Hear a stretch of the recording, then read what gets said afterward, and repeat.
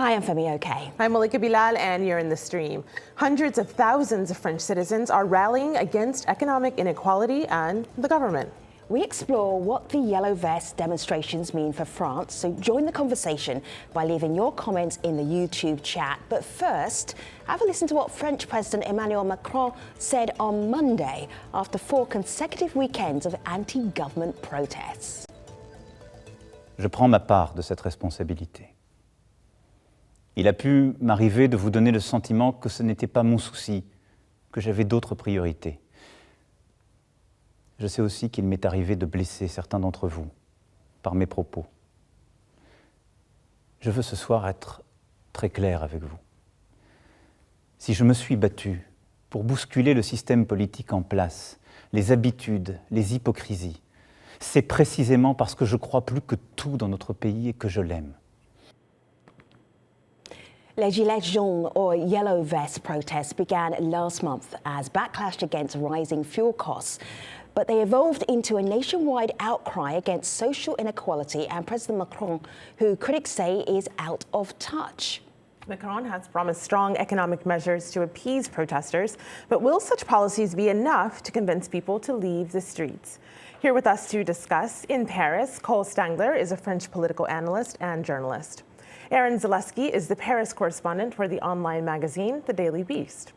On set, Vanessa B. is an editor at Current Affairs magazine.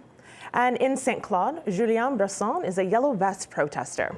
Julien went on Facebook Live on Friday to record himself and other yellow vests being detained, a video that was widely shared on social media. Welcome, Julien and Didier Devanque, who will be providing live interpretation for us. I want to show everybody Julien as he was being arrested. I thought he was riding the bus, but he was in detention with the police and other protesters. So I'm just going to play a little bit of his Facebook Live. Julien, you look like you were in very good spirits. You were singing a song about Emmanuel Macron, which I'm not going to play for everybody, but it was very fruity and extremely descriptive in its nature. That moment when you were arrested, what were you thinking about your aim as a protester?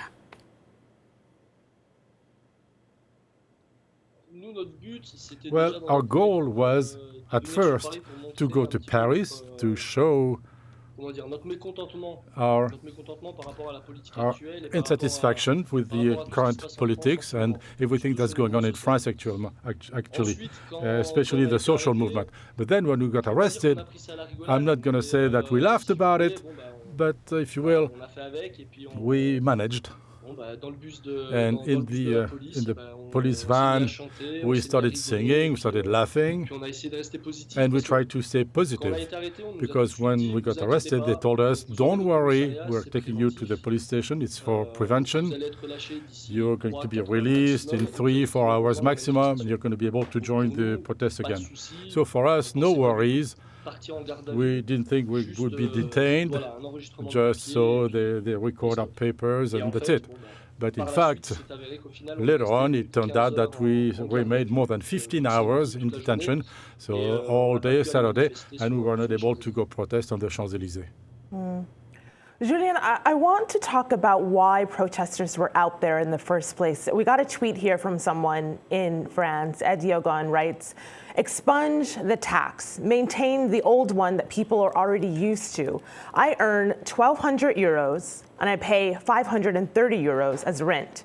There are miscellaneous taxes already being paid, and with utilities, my wife and my kids, it's not enough. The tax is the last straw. So this is what brought him out to be against this fuel hike, and what he is upset about, though he's not out in the streets. What is it that took you to the streets, Julien?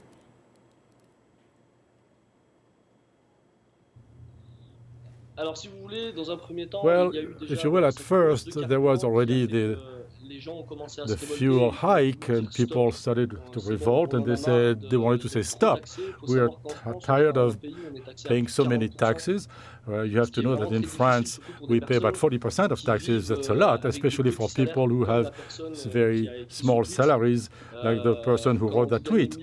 When you earn 1,200 euros and you have to give a little more than 500 to get rent, do the calculation, you have 700 euros left to pay fuel, taxes, electricity, and food also, of course, which is the most important. So all of this, when it's all added up, people cannot live anymore, and they have the gun to their head at the end of the month. And today, people have no other solution than to protest and to try to find some level of equality in France.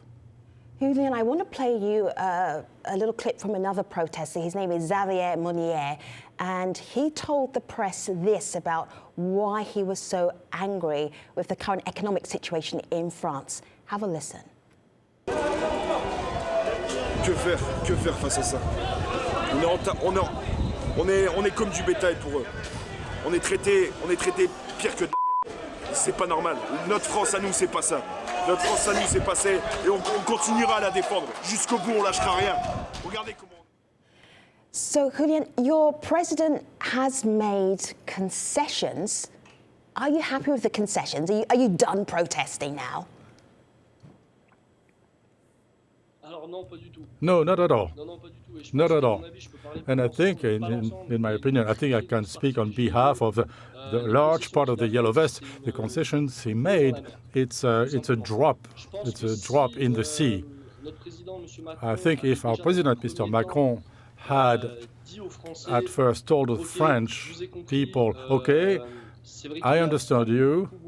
It's true that there are many, many people who have a hard time making ends meet and feeding themselves and their children. So I think that at that time, the best solution to appease people would have been to say, okay, we, the government, we're going to try to decrease our expenses. You have to know that in France, the representatives, the senators, even the First Lady of France, Mrs. Macron, who has, she's not a minister, she's not a deputy, they get a lot of money. You have to know that the standard of living for these people is huge, and for the population, it's a thing. We're tired of seeing that. We're fed up. That's it. They get thousands and thousands of euros per month to govern us, whereas we have to pay taxes and taxes and taxes so that the country can live. So I agree that taxes are necessary, but you have to try to have a little less. You have to allow people to live. Okay, Julian, I'm going to ask you to sit tight because I'm going to bring in an analyst and some journalists to talk about their take on what's happening in France, and then we'll come back to you towards the end of the show. Thank you so much for giving us some insight into why some people are actually protesting. Vanessa, you've been sitting there nodding and listening to Julian, and also Ellen and Cole have been as well. Vanessa, from your perspective, we started as a tax protest. What is it now? I think it's evolved into a sort of general protest against austerity measures. I think we're seeing the backlash of years of neoliberal policies. Macron campaigned on a sort of apolitical platform where, we're going to have this technocrat come in and just bring in common sense solutions. Well, there's nothing apolitical. So his common sense solutions have been very pro-business and have sort of left middle class and working class people very disappointed. I was nodding while Julien was talking because, the concessions, I agree with Julien, are not enough. For instance, you look at the SMIC, which Macron has promised he will now raise by 100 euros. Well, technically, some people who receive the SMIC are allowed to apply for an additional form of government assistance monthly, about 80 euros, to supplement their very low SMIC. And so the additional 100 euros is actually only going to apply to what is called this prime d'activité. So that's this additional social security benefit. Not all SMIC recipients are eligible for this benefit. So there's that issue. Then another concession that Macron made is that he brought into the Elysee some bankers, heads of these large French banks, and got them to pledge to reduce or at least cap bank fees for the year 2019. The idea being that we want French people to have just sort of more money in their wallet, and we want to increase their power to purchase, which is something that has come up again and again during the gilets jaunes protests. Yeah. But the reductions and the caps on the fees are only for 2019. Something's got to give, right? Either you take this seriously and you pass a law that will make them permanent, or you're going to give the French people a taste of what life could be like with fewer bank fees. And then what happens at the end of 2019? You have another revolt on their hands. You can't say that part about something's got to give. That is what my ears perked up, because that's exactly what people online are saying. There's a tweet here from Chris. Chris says, what propelled those French protesters wasn't so much the fuel tax on its own, rather the notion that the rich in France got a tax break to offset the cost of the supplemental fuel taxes, while the quote unquote yellow vest folks, largely working class, did not. Now, we heard from another protester who sent us a video comment, actually. Vincent Picard is a pastry chef, and here's what he said about the protests. We're starting to see that these demonstrations have been a success. The mobilization efforts have been very strong, whether in Paris or all over France, including in the villages. Every day across the country, people are putting up barricades, day and night. We eat there, we sleep there, and everything else. We're trying to blockade the country's economy. So, Cole, I could see you nodding there. He says that the government is wavering, hanging by a thread. What's your take? Well, what's very interesting is we're seeing Macron on the defensive in a way that we just haven't seen in his presidency so far, making concessions, seeming very upset in his speech, saying that he understood he's hurt people in the working class. And I think what you also have to put in this discussion is it's not just about taxes that are affecting the working class and lower middle classes. It's also about the fact that Macron, as one of the tweets you just showed, Macron has given a massive tax cut to the super rich, a wealth tax that in France applied to people with over 1.3 million euros in assets.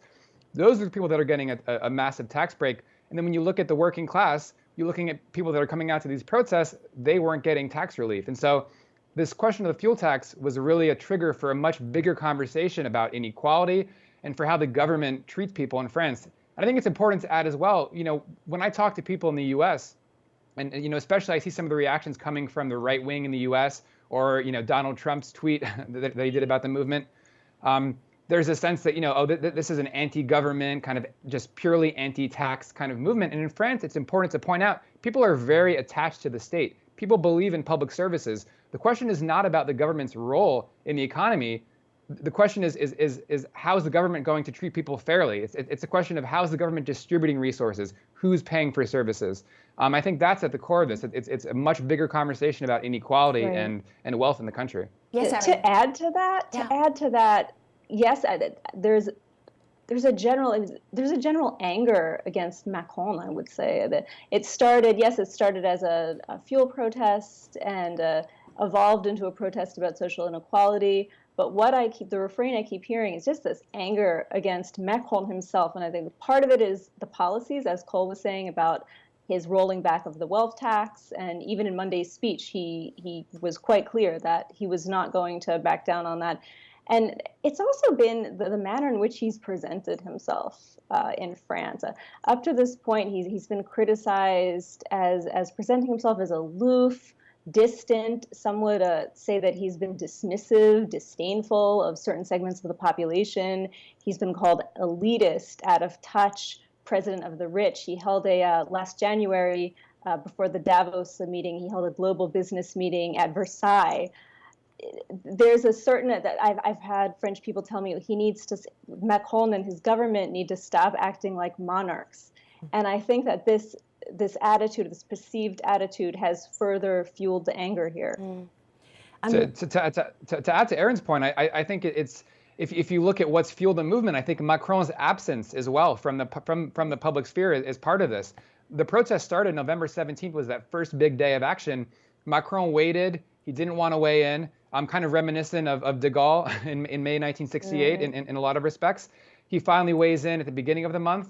And then again, this big silence. And Monday was him breaking that silence and finally directly addressing protesters and addressing the country in a speech that was viewed more than the World Cup final, actually, addressing the country and finally saying, okay, something is wrong. And I think that sense of kind of the president just stepping away from his responsibilities has fueled some of the rage here. Co, I saw something that you retweeted out from Alison Sargent. You just mentioned this. Wow, Macron's speech on the gilets jaunes had more viewers on French TV than this year's World Cup final. Let me just remind you, France won the World Cup final. That was a massive audience. I'm just wondering, though, Vanessa, how is it possible that a savvy political operator like Macron didn't see something this huge coming? I'm not quite sure. But he has been polling fairly low for, quite a few weeks now. So I'm not sure that it was completely blindsiding. Also, the protest has been, the movement has been spontaneous, but the protests themselves are not, right? Protesters are saying, we're going to show up on Saturday at 3 p.m. at this time and place. So it's not, I think he's had plenty of time to sort of process what's happening and to respond in a way that's more satisfying, than what Cole has mentioned. And frankly, I'm surprised and disappointed that he hasn't. I can't explain it. So we mentioned the World Cup final there a few times. I wanted to bring in this tweet we got in French, translated via Microsoft here. He was elected because those who complain today have stayed watching football on TV instead of going to vote. So when we don't go to vote, we assume the choice of others. Another person writes in that same kind of vein, Emerick says, Macron was elected through a media coup and an empty program. It continues to dismantle France by following the deadly European policies as its predecessors. He despises the people. So strong words there, Aaron. What should the government have done instead of what happened? Well, I think what I keep hearing here is that the people on the streets feel like the government doesn't listen to them, that there's a segment of the population there's about a fifth of the French population that lives outside major cities like Paris and Bordeaux and Lyon, the cities in France. They live in rural areas, and many of them are working class or on limited incomes, and they rely on their vehicles to either drive to work or drive to public transportation, drive to basic services. And I think that the government Macron's government has been looking towards Europe. They have all of these big plans and the grand visions for the future and for the future of France. But in these visions, they neglected to look at some of the problems, the domestic problems within France. And there's a segment of the population that does feel left behind and forgotten and overlooked. I want to play another protester called Daniel. And Daniel explains his situation and why he's protesting on the streets. Have a listen to him. J'ai 70 ans et je continue à travailler. Est-ce que c'est normal? Pour moi, c'est pas normal. Je préférais laisser la place d'un jeune que m'emmerder toutes les nuits à travailler. Hein? Et depuis que Macron est passé au pouvoir, c'est le pire en pire. Tant de femmes qui crèvent de faim, l'ouvrier qui crève de faim, les femmes qui dorment dans la rue. Alors, ils n'ont pas de logement. C'est inadmissible de voir ça en France en 2018. Lamentable. Maintenant, il faut qu'il dégage. Macron needs to get lost, Cole. This is a lot of ideas. A lot of the ideas that are coming from the streets and the protesting is that we are sick of the president. But realistically, the president isn't going anywhere, or is he? Well, no, I think there's no indication right now that Macron is going to step down, despite all these calls from protesters to do so, and they really believe it. You can see the way that they've repeated this refrain. But I think an important point to draw out as well is, and I think some of the tweets hinted at this, is that Macron never had a really popular mandate for his policies. He was elected in this very bizarre, unique presidential election that took place last year in France against Marine Le Pen of the far right, of the National Front Party, which has since changed its name. Macron won the presidency because of his opponent. If you polled the people that voted for Macron, which was most French people, their number one reason was voting against Marine Le Pen. It was stopping Le Pen from winning the presidency. And so Macron, despite some of the calls that we saw following his election, notably in the Anglo-American press, saying that France had embraced centrism, France had embraced this pro-business ideology after years of having too much government regulation, there was never a popular mandate for these policies. So Absolutely. I think in some sense, it's pretty predictable that his presidency has taken such a dive, around 20% approval right now, hitting his lowest point. There was never a mandate for these policies, for things like cutting low-income housing aid, for things like forcing retirees to pay more money in taxes, which Macron has actually since repealed since Monday, for a program that involves laying off tens of thousands of civil servants. There's not a popular mandate for this in France. And the problem with Macron is he took his election, his victory, and took that to be a huge mandate for his policies. It doesn't exist. And I think we're seeing right now this fracturing that finally, and frankly, it's kind of surprising, in some sense it's taken this long, but we're seeing his presidency really unravel here, and we're seeing the opposition that exists to it. That's right. And adding to what Cole is saying, I covered the election, and especially after the second round, I went to a lot of the demonstrations and I spoke to a lot of the voters, and there were a lot of people. Yes, exactly. It wasn't so much a vote for Macron; it was a vote against Le Pen. I actually had people tell me, "Well, it looks like we have to choose between a fascist and a capitalist, so we'll choose the capitalist." And I don't think we should take away from what the left was doing there too, right? Like there was significant support for leftist candidates. Unfortunately, Benoît Hamon and Jean-Luc Mélenchon sort of split voters, and so that took away from what could have been a larger majority. But many French people, I think, were behind these left, more socialist-leaning programs as well. So, Vanessa, it's interesting you raised that and who's actually behind the protests, because I want to bring this back to the protests with this tweet from Adiogan, who says, "I'm in France, and the impact so far is negative of these protests. They hinder movement, businesses are destroyed, and will be deemed counterproductive if the president then doesn't back down." So, Julian, I want to go to you with that, because I'd like to know what's next for you and your other protesters who you're with. Will you continue these demonstrations until you get what you want? Well, I think, yes, I think the movement will not end like this. It's not because Mr. Macron made some small concessions on Monday. He said on Monday in his speech, that's not going to stop the movement, because the people are not really in agreement with what he said.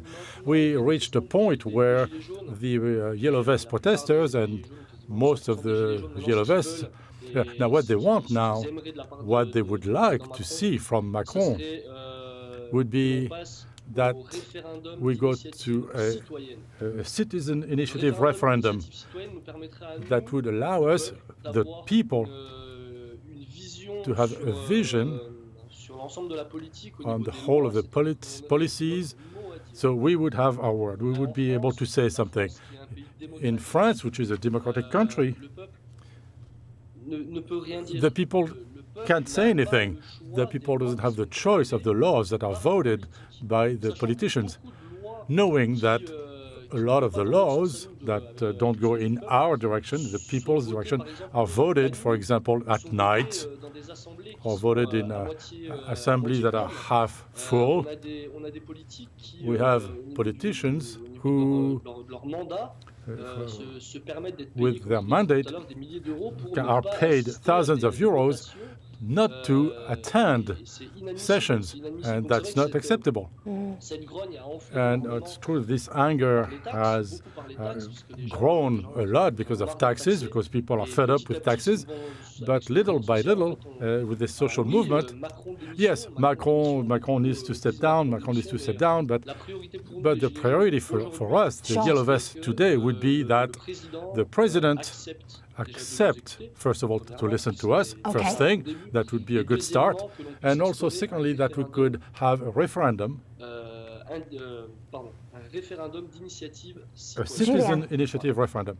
Julien Bresson, thank you so much for starting our show and ending our show with a perspective from the protesters, the yellow vests, who are currently protesting in France. Thank you to all of our guests, to Erin, to Cole, to Vanessa, and to you for contributing to our programme. And Malika, how has this conversation been going down online? I will end with a comment from YouTube. True says, they deserve a life that is within affordability. Of course, stay watching Al Jazeera. We will be following this ongoing story. But for now, Malika and I will see you online. Take care, everybody.